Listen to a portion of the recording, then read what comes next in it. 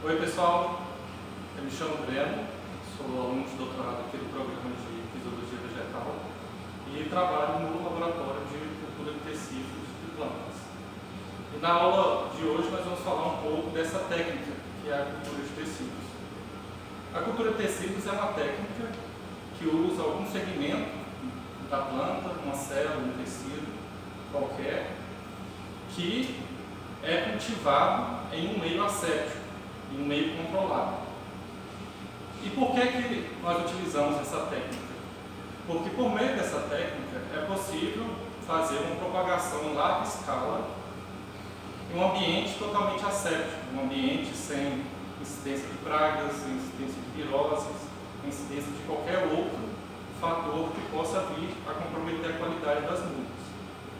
E por meio dessa técnica também é possível produzir clones, que do ponto de vista produtivo é uma característica de interesse, pois se houver uma cultura, um genótipo de interesse, por exemplo, uma bananeira, que haja uma maior produção, que produza mais, é interessante fazer diversos clones, numa escala industrial, para produzir essas mudas, para aumentar assim a produtividade. Mas além do quesito produtividade, a cultura dos tecidos também é uma alternativa para a conservação e para a propagação de muitas espécies nativas. Muitas espécies nativas, por exemplo, apresentam dormências em suas sementes, o que dificulta a propagação. E por meio da cultura de tecidos, é possível, inclusive condições onde que haja a quebra da dormência, por meio da propagação via seminal, mas também é possível a propagação clonal em larga escala para essa cultura de interesse. Mas então, como que nós procedemos então às técnicas de cultura de tecidos? Primeiro, é necessário que haja uma seleção do genótipo. Então, é necessário que você identifique qual a planta matriz que você vai extrair aquele tecido. É interessante você saber qual tipo de tecido que você vai extrair. É um tecido, por exemplo, de uma folha? É um tecido de um meristema apical? É um tecido da raiz? Então, teoricamente, a gente pode usar qualquer tecido. Mas na prática, a gente usa os tecidos que têm um potencial totipotente ou pluripotente maior, que geralmente são ápices meristemáticos. E esses ápices meristemáticos, por não estarem tão diferenciados quando comparado a outros tecidos, por exemplo a folha, é mais fácil esses tecidos responderem aos estímulos que nós vamos induzir no meio de cultura. A cultura de tecidos em si é o cultivo in vitro no meio ambiente controlado. E como que se dá esse cultivo in vitro? Basicamente, nós pegarmos uma solução que vai ter macronutrientes, micronutrientes, reguladores de crescimento. Nós também adicionamos substâncias de ajuste osmótico, como o inositol, adicionamos sacarose também, adicionamos o agar, que é um tipo de gelatina que dá essa consistência líquida. E nesse meio de cultura, então, vai ter todas as condições para que essa planta desenvolva. Então, nós vamos adicionar soluções ricas em nitrogênio, soluções ricas em potássio, soluções ricas em micronutrientes. Mas, como que a gente procede, então, para a confecção desse meio de cultura? Muitas das vezes, se nós considerarmos esse tubo de ensaio que tem 10 ml de meio de cultura, e nós sabemos que, por exemplo, os micronutrientes eles são requeridos em menor quantidade, nós não conseguiríamos pesar numa balança analítica, ou não teríamos tanta facilidade de pesar numa balança analítica, essas quantidades desses micronutrientes que são necessários para esses 10 ml.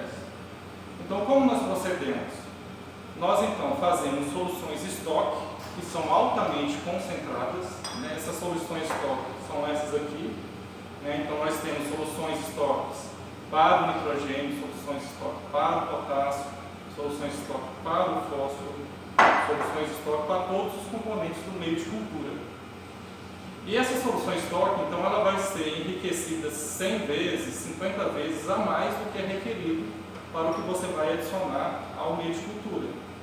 Então, é mais fácil, por exemplo, eu pesar a quantidade desses sais, desses reguladores, para fazer a solução estoque, e a partir dessa solução estoque muito concentrada, nós diluímos, pegamos pequenas quantidades dele para adicionar ao meio de cultura, por exemplo, aqui. Né? Comumente a gente faz 1 litro, 2 litros de meio de cultura, então a gente vai pegando as concentrações, a gente vai fazendo os cálculos de proporção, o quanto desse meio de cultura aqui, dessa solução estoque aqui, eu vou passar para o meio de cultura. Mas existem diferentes meios de cultura. Né? Existe um meio de cultura que é mais utilizado, o meio MS, mas existem outros meios de culturas também que variam de acordo com a espécie. Por exemplo, o meio de cultura WPN, que ele é mais utilizado para culturas lenhosas. Existem outros meios de cultura, por exemplo, a palmeiras, que é o Y3, e isso vai variar de acordo com a espécie. Então, o que nós fazemos aqui no nosso laboratório? Nós vamos testando para cada espécie qual o melhor meio de cultura. Muitas das vezes nós vamos diminuindo a proporção, em vez de utilizar o meio de cultura 100%, a gente utiliza 50% ou 75% daquela força, daquele padrão que nós temos. Então a gente vai ajustando de acordo com a espécie. Mas enfim, então o meio de cultura vai ter sacarose, vai ter o milho inositol, que é um agente osmótico, vai ter o agar, que dá essa consistência gelatinosa.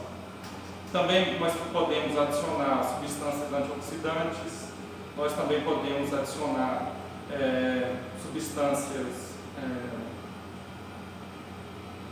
fungicidas, bactericidas, dentre outros, né, porque a contaminação é uma coisa muito presente no meio de cultura, pois por ser rico em sais e rico em sacarose, então qualquer micro-organismo que se estabeleça ali, ele facilmente se prolifera e acaba matando ou atrapalhando o desenvolvimento daquele explante. Mas antes de nós adicionarmos o explante, que pode ser um tecido, uma célula da sua planta, é necessário que haja a desinfecção desse explante. Então, como que a gente procede à desinfecção? Por meio de utilizando soluções, por exemplo, à base de hipoclorito de sódio, utilizamos também o álcool, podemos utilizar também soluções fungicidas, de modo que esse explante esteja asséptico para crescer no ambiente asséptico. Né? Então, para a desinfecção, a gente vai também estabelecendo protocolos. Né? Por quanto tempo aquele material deve ficar na solução, por exemplo, de hipoclorito, qual a concentração de hipoclorito, né? Será se tem outras substâncias, né, além do hipoclorito, que tem um efeito melhor para aquele explante? Então a gente vai padronizando esses protocolos de acordo com a espécie. Então, selecionamos o genótipo, fizemos a desinfecção do explante, adicionamos o explante ao meio de cultura. E essa introdução desse explante deve ocorrer numa câmara de fluxo laminar, que é um ambiente asséptico também. Nós vamos falar um pouco depois. Então, após a introdução desse material, isso vai depender de qual vai ser o seu objetivo. Por exemplo, quando nós introduzimos esse material, tem-se a etapa, por exemplo, de multiplicação. Né? Eu quero que aquele material se multiplique e a partir daquelas brotações dessa multiplicação, eu vou pegar cada brotação e adicionar um outro meio de cultura e vou multiplicando e formando clones. Como, por exemplo, a gente pode ver aqui. Isso aqui são explantes de uma micônia, uma planta, cerrado, e aqui está no meio de multiplicação. Então eu adicionei meu explante, induzi a multiplicação e vai formando vários brotos, como vocês podem ver. Então cada broto, eu vou segmentar ele e adicionar um outro meio para a multiplicação e assim eu vou formando vários clones. E E o que tem de diferente nesse meio de multiplicação? Dentro da cultura de tecidos, a gente vai fazendo muito balanço auxina-citocinina, que são reguladores de crescimento. Para a multiplicação, essa relação auxina-citocinina está favorecendo para as citocininas, né? Então, nesse meio, eu vou ter uma maior relação de citocininas em relação à relação auxina, pois as citocininas induzem essa formação de brotos. Então, eu vou produzir inúmeros brotos, inúmeros clones a partir do seu segmento de interesse. A partir de então, nós passamos para a fase de enraizamento, pois eu quero que esse segmento enraize para formar a planta inteira. Já na etapa de enraizamento, há uma maior relação das auxinas nesse balanço auxina-citocinina. Então, eu vou fornecer uma maior quantidade, um maior nível de auxina em relação à citocinina para induzir um enraizamento. E quando eu conseguir esse enraizamento, então eu vou partir para a fase de aclimatização, que é eu pegar essa planta já enraizada, já estabelecida, e vou levar para um ambiente externo.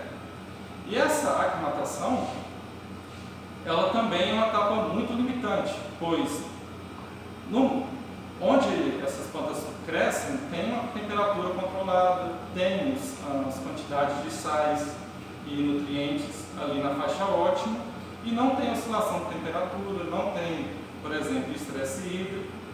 Então, vou passar essa planta para um ambiente onde tem uma maior oscilação de fatores ambientais. Então, nas condições in vitro, a temperatura é controlada, o fotoperíodo é controlado, a planta se encontra num estado nutricional adequado e a disponibilidade hídrica também é adequada. Então, quando essa planta é transferida para o ambiente externo, é uma das fases mais limitantes da etapa de micropropagação, pois há um estresse que, se as plantas não estiverem aptas, né, a essa condição, elas vão morrer facilmente.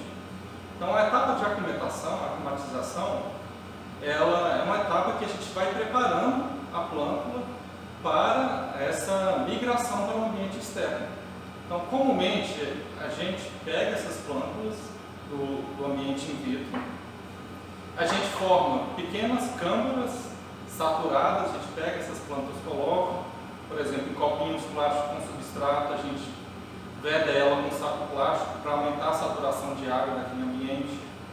Posteriormente, a gente vai fazendo pequenos furos, né, nesse saco plástico para aumentar a aeração. E a gente vai então procurando medidas, procurando protocolos para que essa planta, aos poucos, vá se adaptando ao ambiente externo. Então, como mensagem geral, né, da micropropagação, nós temos que um ambiente, né, uma técnica de cultivo asséptico, que a gente pode produzir diversos clones do seu material de interesse. E do ponto de vista agronômico, é interessante que você pode uniformizar toda a sua produção, né, se você selecionar, por exemplo, um genótipo altamente produtivo. E do ponto de vista de conservação também é uma característica de interesse, pois existem muitas espécies que têm problemas, têm limitações, por exemplo, pela propagação seminal. Existe espécie, por exemplo, ameaçada de extinção, onde que a propagação em larga escala seria uma forma eficiente de conservação desse material. E na etapa de cultura de tecidos, né, a gente vai utilizando esses reguladores de crescimento e em cada etapa a gente vai tentando produzir um protocolo para cada espécie de.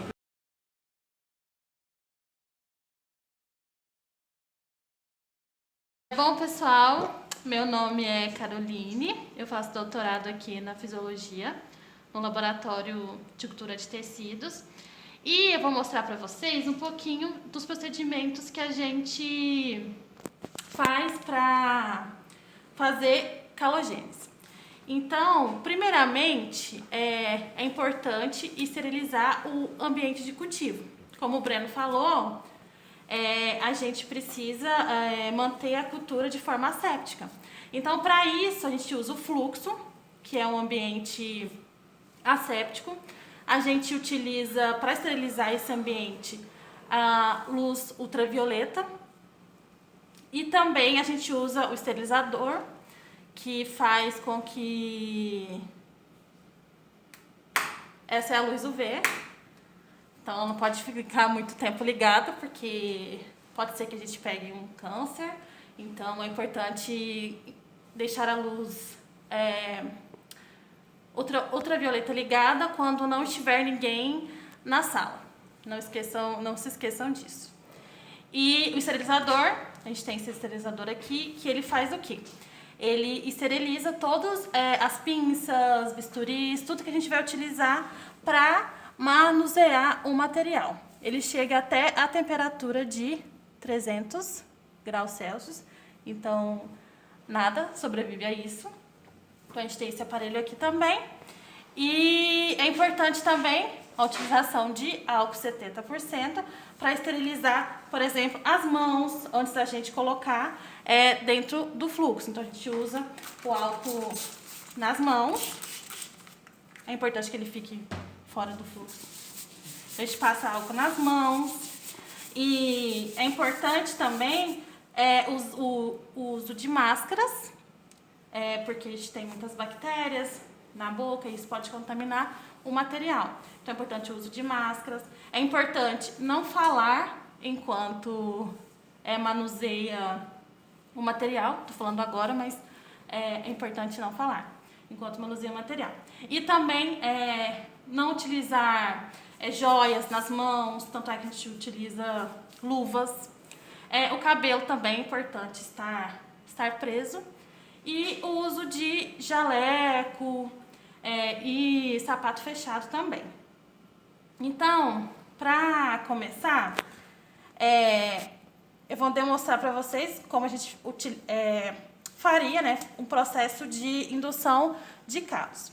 Então, eu peguei aqui uma plântula de café. Essa planta já está estabelecida in vitro, por isso eu não vou fazer a desinfestação dela, mas eu poderia utilizar também folhas de plântulas que estão no ambiente. Então, para utilizar as plântulas que estão no ambiente, eu precisaria fazer o processo de esterilização, que eu utilizaria o hipoclorito, o álcool. Mas como essas plantas já estão estabelecidas, então não tem a necessidade de esterilização.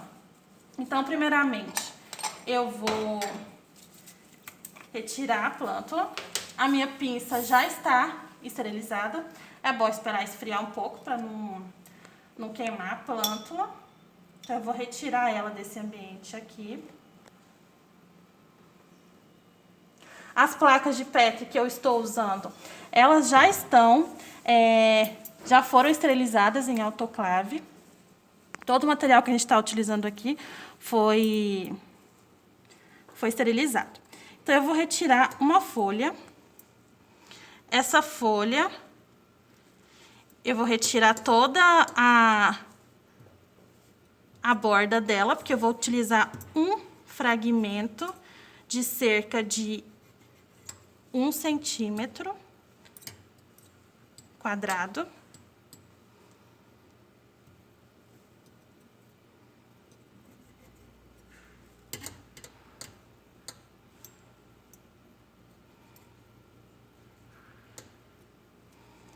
Vou fazer uns pequenos ferimentos na folha. Isso vai me ajudar na indução de calos.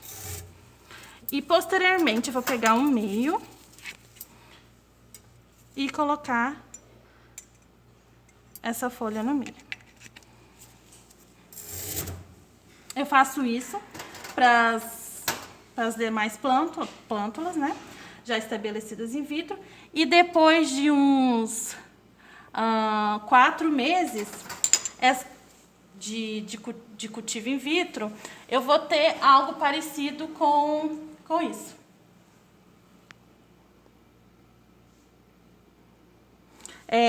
Para a indução de calogênese, eu demonstrei para vocês a utilização de folhas como explante. Mas eu poderia utilizar também outros tipos de explante, como caules, fragmentos de caule, fragmentos de raiz. Poderia utilizar o próprio embrião zigótico, poderia utilizar pólen, poderia utilizar qualquer tipo de explante. Nesse meio aqui, para indução de calo, eu utilizei auxina e citocinina, como foi demonstrado pelo Breno. Então, o balanço de auxina e citocinina, eu vou ter a formação de calos. O processo de calogênese, então, nesse meio aqui, eu utilizei um balanço de auxina e citocinina. Esse balanço, quando você adiciona uma concentração maior de auxina em detrimento da citocinina, a gente vai ter o quê? Um enraizamento. Já um balanço maior de citocinina em detrimento da auxina, tem que ser a formação de parte aérea. No meu caso, que eu quero induzir a produção de calos, eu vou ter, então, uma concentração semelhante de auxina e citocinina. Bom, eu demonstrei o processo de calogênese para vocês, como a gente faz usualmente aqui no laboratório para o café, mas também poderia utilizar a cultura in vitro para germinação de sementes. Então, a gente poderia utilizar a semente e colocar nesse meio de cultura. Nesse meio de cultura, a gente poderia adicionar o GA3, que isso auxiliaria na germinação das sementes. Ou também a gente poderia utilizar o próprio embrião zigótico. Sementes maiores, como palmeiras, ou até mesmo café, retirado o embrião zigótico da semente e posteriormente esse embrião ele é adicionado nesse meio de cultivo. Então a retirada do embrião da semente faz com que ocorra o menor tempo para a germinação e também que isso vai homogeneizar o processo germinativo. Então a cultura de tecidos também poderia ser utilizada nesse processo. Então, pessoal, se vocês gostaram, se vocês querem conhecer um pouquinho mais da cultura de tecidos, o nosso laboratório está aberto para quem quiser fazer TCC, quiser conhecer, fazer um estágio. Então, as portas do laboratório estão sempre abertas para vocês. E se vocês tiverem dúvida também, a gente está aqui à disposição.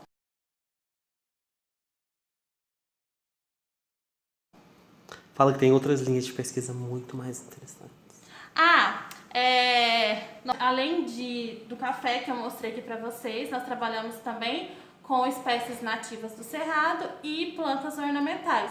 Então aqui no laboratório a gente tem plantas de estrelícia, temos plantas de orquídeas, temos estrelícia, temos plantas nativas como a micônia, a gabiroba, que mais que nós temos?